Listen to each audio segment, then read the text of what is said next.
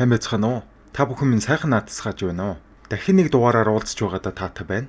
Энэ удаагийнхаа дугаараар төрсөн өдрөө тэмдэглэх гэж гарсан өдрөө нэгэн залууд хэрцгийгээр алгагдсан 22хан настай охины хэргийн талаар ярьж өгөхөр бэлтгэсэн байна. Та бүхэн манай сувагтай хамт байгаарай. Баярлалаа.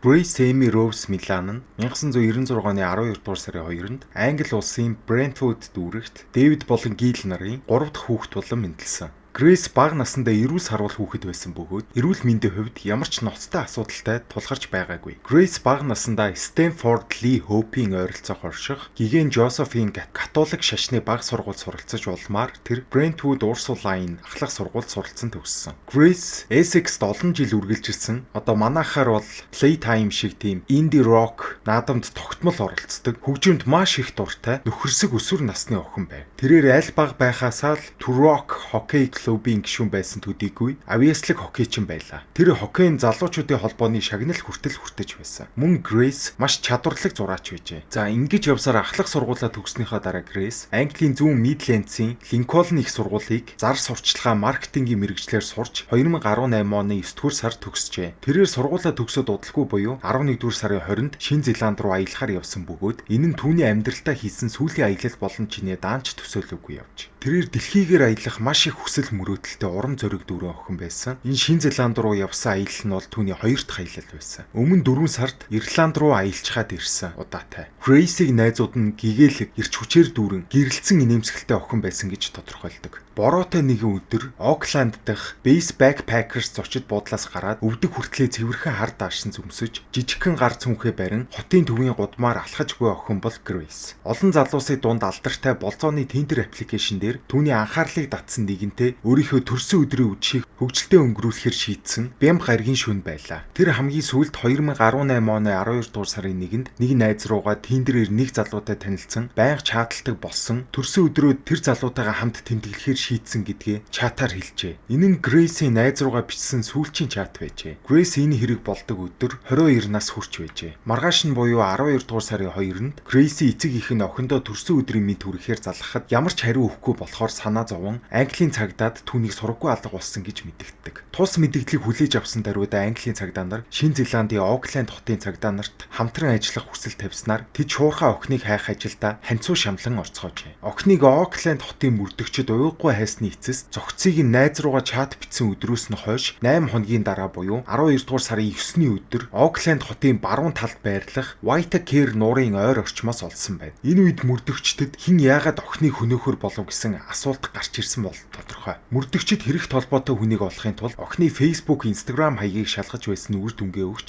тэд 12 дугаар сарын 1-ний орой 21 цаг 29 минутанд Grace-ийн Facebook-ийн шинжилсэн профайл зургийн доор үзэсгэлэнтэй маш гэрэлцэн харагдаж байна гэж бичсэн Jesse Kempson гэх 26 настай нэг эрэгтэйг олж тогтоодог. Үүнийг харсан даруйда цагдаа нар Kempson 12 дугаар сарын 8-ны өдрийн 15 цаг орчмын үед Оклендийн төвд байрлах City Life зочид буудалд байрлаж байхад нь яаралтай ажиллагаа явуулан баривчилжээ. Цагдаа нар түүнийг хилцээр авчирн Grace-ийн талаар мэдүүлэг авахад Kempson би түүнтэй орой уулзаж жоохон бааранд хамт сууцгааж байгаад 22 цагт түүнийг гэрт нь хүргэж өгсөн. Одоо түүнийг хаана байгааг нь би сайн мэдэхгүй байна гэж хариулсан.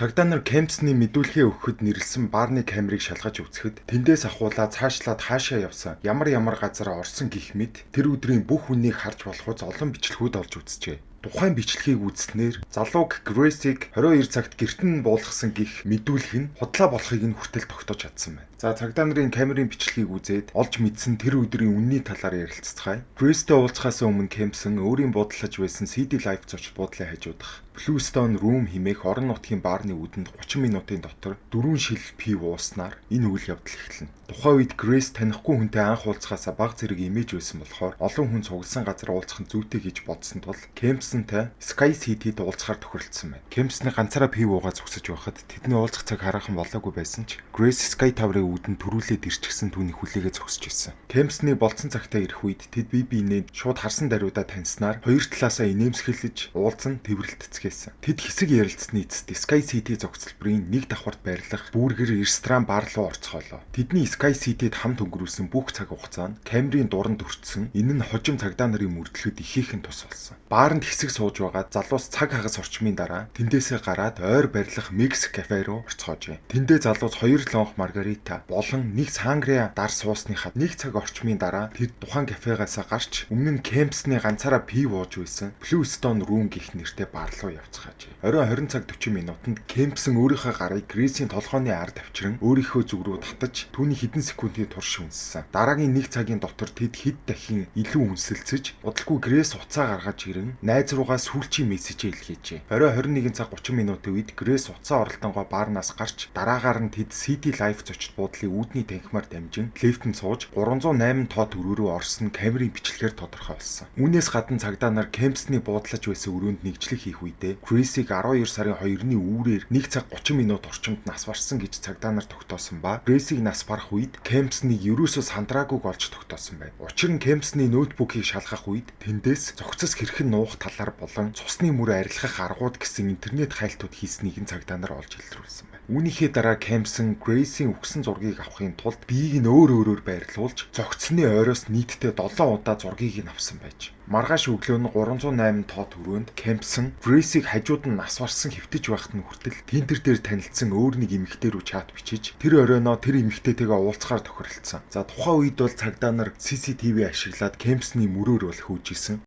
Тэр эмэгтэйтэй уулзсныхаа дараа Кемпсэн нэг супермаркет руу цэвэрлэгээний бодис худалдаж авахаар орж улмаар машин түрээслэх компани руу машин түрээслэх зорилгоор явсныг нь олж илрүүлсэн. Энэ үйл явдлыг нь олж мэдсэн тариудаа цагдаа нар Кемпсний өрөөнд люминал гэх бодис ашиглан шалгалт хийхэд Кемпсний хевснээс цэвэрлсэн цусны толбны мөр олжээ. Кемпсэн хевсэн дээрх цусны толботыг цэвэрлэх зорилгоор Rag Doctor гэх цэвэрлэгээний машин худалдаж аван 2-ны өдрөө орой 5 цаг 45 минутанд өрөөндөө буцаж ирэн хевсээ цэвэрлсэн болохыг камеруудын тусламжтай мөрдөгчөд олж илрүүлжээ. Цагдаа нар тухайн машиныг зардаг албан ёсныхын дэлгүүрийнх нь худалдагчаас нь мэдүүлэг авахад худалдагч Кемпснийг улаан дарсны тул барилгах гэж байгаа гэж хэлээд тэр төхөөрөмжийг авч байсан байхаа гэж цагдаа нарт мэдүүлсэн. Кемпсэн түрээсэлж авсан машинаа зочид буудлын гадаа байрлуулж өөрийн барилж байсан буудлынхаа ресепшнээс тэрэгцэр аван дээшээ гарч буцаж ирэхдээ тэрэгцэр дээр 2 том чемодан тавин бууж ирсэн. Үүнийхээ дараа тэр буудлынхаа машины зогсоол руу 2 чемоданыг аваачин машиндаа ачаад буцаад өрөөрөөгөө орсон. Энэ өдрийн орой Кемпсэн өөрийн түрээсэлж авсан улаан өнгийн Toyota машинтайгаа Грейсийн зогц нь өрөөнд нь байсаар байхад зочид буудлынхаа өрөөнөөс Грейсийн зогцыг зочид буудлынхаа өрөөнд орхин гарч Оклендийн Понсомби хотын захын нэгэн бааранд өмнө чат бичиж байсан эмэгтэйтэйгээ уулзахаар явжээ. Маргааш өглөө эрт 6:15 Кемпсэн зочид буудлаасаа гарan машиндаа сууж тэн гаднах дэлгүүрээс хурц худалдаж авахаар зогсож байсан нь тухайн дэлгүүрийн камерт бичигдэн үлдсэн. Цагдаа нарт Кемпснийг Грейсийн үхэлд буруутгаж болохоор зөндөө олон нотлох баримтууд байгаад байхад л тэр Грейсийг 22 цагт гэрт нь буулгасан гэсэн таамагтаа бол бат зогсож байсан. Харин 2 дахь удаага түүнээс мэдүүлэг авах үед мөрдөгчд тухайн өдрийн бүх камерын бичлэгүүдийг Кемпсэнд үзүүлээд "Тэр чи энэ бичлэгүүдийг хараач те. Бидэнд чамайг Грейсийн үхэлд буруутгаж болохоор бүх нотлох баримтууд байна. Чи хичнээн гүрийгээд нэмэргүй. Бидний ажил хамтарч ажиллаад хэрэгээ хүлээх юм бол чамд л таатай шүү" гэж хэлсний үндсэнд Кемпсэн бүх хэрэгээ хүлээсэн. Тэр хэрэг болсон өдрийн талаар мэдүүлэхдээ "Хоёр миний авсан байсан буудлын өрөөнд орсны дараа хоорондоо үнсэлцэж бэлгийн харьцаанд орохоор тохиролцсон. Грейс сексийг илүү тааламжтай болгохын тулд өөрийг нь боомлж өгөхийг надаас гуйсан. Түүний хүсэлтийн дагуу би түүний хэсэг боож байгаад түүн рүү харахад тэр хөдөлгөөнгүй болцсон байсан. Тэгэхээр нь би сандраад амьсгалж байгааг нь үзэхэд тэр аль хэдийн амьсгал хураачихсан байсан. Болохоор тухайн үед би айсандаа цагдаа нарт мэдүүлээгүй юм аа гэж урд нь өгсөн мэдүүлгээ өөрчилдөг.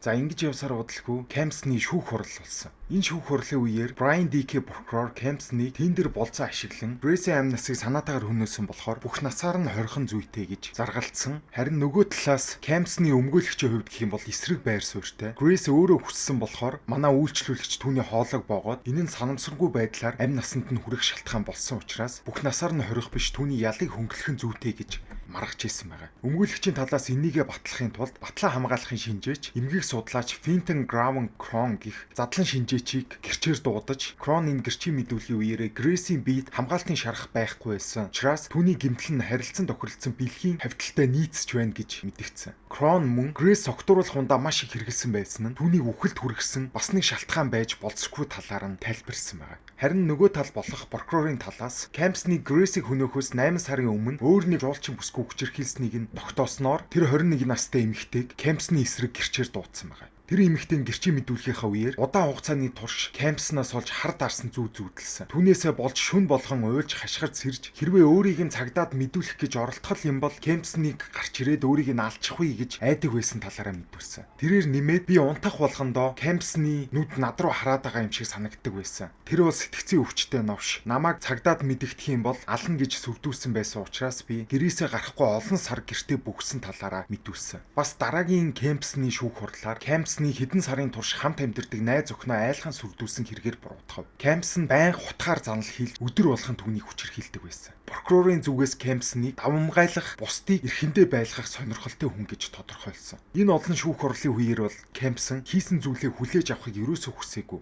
Нэг ч удаа гимшээгүй. 3 шатны шүүх хурлын дараа Кэмпс шүүгч рүүгээ чамд намайг буруутгах ямар ч шалтгаан байх. Чи нөхрийгөө л өөрийнхөө ирэхээр ингэж байлгах гэж оролд. Би тусдаа хүн шүү гэж хашгирч байсан байгаа бүр. Олон сарын турш Кэмпсны хувийн мэдээллийг Шинэ Зеландын шударга ёсны процессор хамгаалж байсан боловч Грэсийг хөнөөсөө хэрэгээр Кэмпс дав заалдах гомдол гаргасны эцэст нь түүний нэрийг нь олон зарласан байна. Шүүх хурал 3-7 хоног үргэлжилсэн. 7 эмэгтэй 5 эрэгтэйгээс бүрдсэн тангарагтны шүүх 5 цаг хилэлцсэний эцэст 2019 оны 11-р сарын 22-нд Кэмпсны гин буруутай тооцсон дав заалдах эрхгүйгээр 17 жил хорих яллаар шийтгсэн. Түүний өмнөх 2 тендер дээр танилцсан эмэгтэйдээ хүчирхийлүүлсэн хэрэгээр нь тусад нь 11 жилийн ял нэмж түнд оноосон. Гэсэн ч Кэмпс тэр бусад 2-11 жилийнхаа хэрэг дээр давж заалтах гэж оролцсон. Боловч шүүхээс түүний энэ хүсэлтийг нь ерөөсөө хүлээж аваагүй. За энэ Грэс охины үхэл бол Шинэ Зеландын олон нийтээс урд өмнө байгаагүй их шүүмжлэл авсан. Ерөнхий сайд Жакинда Ардерн хүртэл 12 дугаар сарын 10-нд Грэсийн гэр бүлээс Шинэ Зеландын нэрийн өмнөөс би уучлалт гуйхыг хүсэж байна. Таны охин энд аюулгүй байх ёстой байсан. Гэхдээ тэгсэнгүй гэж мэдэгджээ. Энэ хэвлэлийн баг хурлынхаа үеэр ерөнхий сайд Жакинда Ардерн нулимс унгах хүртэл төгч ийсэн байна. 2019 оны 1 сарын 10-нд Essex дэх Brentwood сүм Грэсийг оршуулах ёслол олон зуун хүн цугларсан. Грэс нас барсны дараа түүний ээж Жилиан Милен, үеэл Ханна О Каллаган нар гэр бүлийн хүчирхийлэлд өртсөн эмэгтэйчүүдэд туслах зорилгоор Love Grace буйны байгууллагыг үүсгэн байгуулжээ.